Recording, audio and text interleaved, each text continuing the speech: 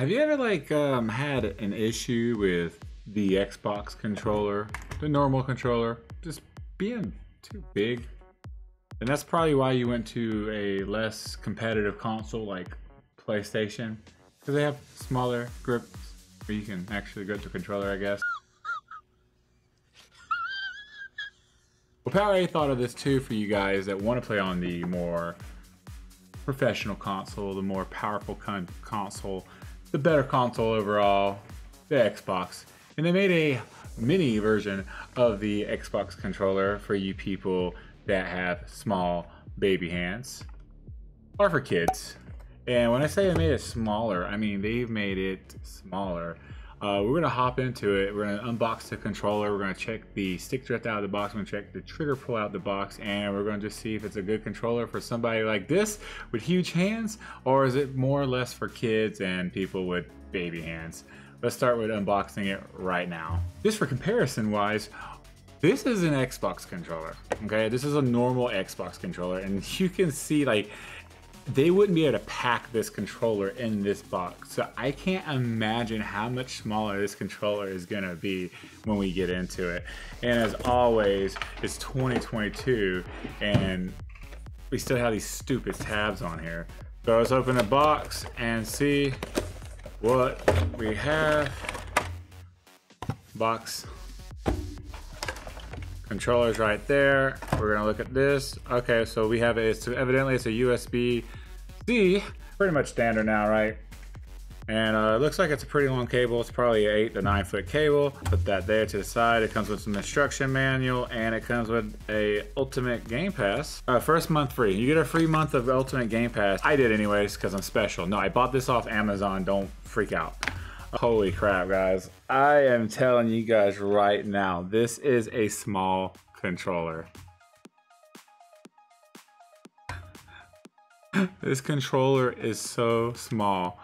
It's got grips on the side of it and stuff, so it does feel good in the hand. Just a little small, you know, that's what she said. Moving on, let's look at the trigger pull, let's look at the out of the box stick drift and go from there. All right, starting on the front of the controller, we're gonna go all the way around the controller, talking about everything on the controller, and I'm either gonna give it a pass or I'm gonna give it a trash, which is pretty self-explanatory in itself. So starting out with the X, Y, B, and A on the controller, there's nothing special about them. They are not clicky, but they're not quiet. They're normal Xbox buttons in my personal opinion.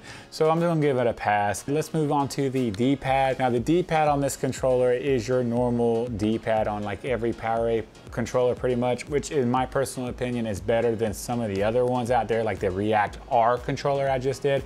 Wasn't very happy with that D-pad at all. I would honestly give that a trash if I was still doing that review today. But with this controller, I'm gonna give it a pass because it is better for retro games, fighting games, and stuff like that. Moving on to the joysticks on this controller, they feel actually really good. I think they're kind of tight, and I like that about these. They're not loose out of the box or anything like that. So I'm gonna definitely give these a pass.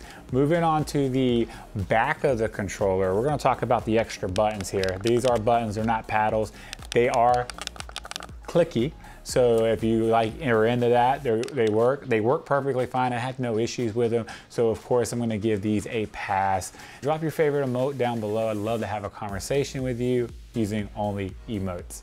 I don't know how it's gonna be, but we'll try it out. While you're down there, go ahead and hit that like button because you're watching the video, you evidently like it, and it really helps smaller content creators like myself. This does have dual rumble packs in the controller, so if you like to feel the vibration and stuff while you're playing video games, I do not personally, but if that's something you're into, then it's a pass. They work, they're there for you to use.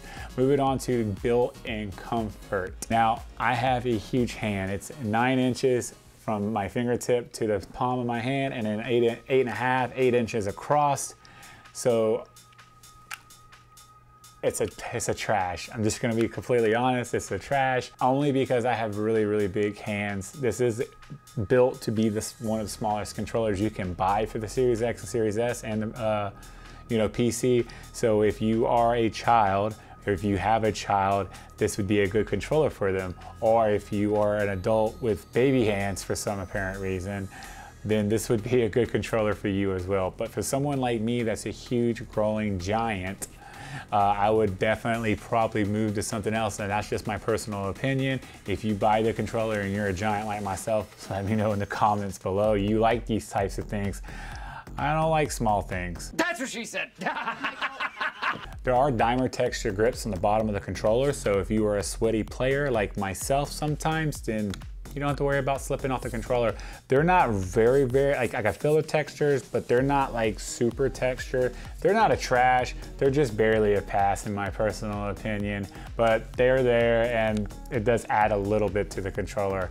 Moving on the trigger pull on this, I'm gonna post the results right here on the screen. I'm not gonna put you through what I put you through last time and y'all just sit there and watch or skip through it, which what I would have probably done if I was watching a video. So here's your with being not overclocked and then being overclocked, which we know Xbox controllers can't be overclocked, but it's supposedly supposed to give them a more accurate, more stable trigger pull. So there's the results. You judge for yourself.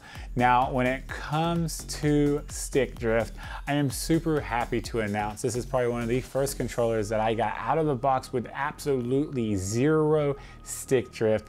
I tested this controller multiple times for stick drift. I played with it multiple times just to make sure it wasn't going to develop after a few games or something like that. And this controller never developed stick drift. It was a 0.00 on dead zone, out of the box playing Call of Duty, which is an absolute amazing thing for this controller. So that is a big pass in my book. Final thoughts on this controller are this. I personally would not buy this controller to be an everyday use for me, but only because of the big hands. I did not like the feel of the controller overall because of how big my hands were around this controller. I can almost wrap this entire controller up with one hand. But if you have smaller hands, Here, oh, take my hand. Ah, come on.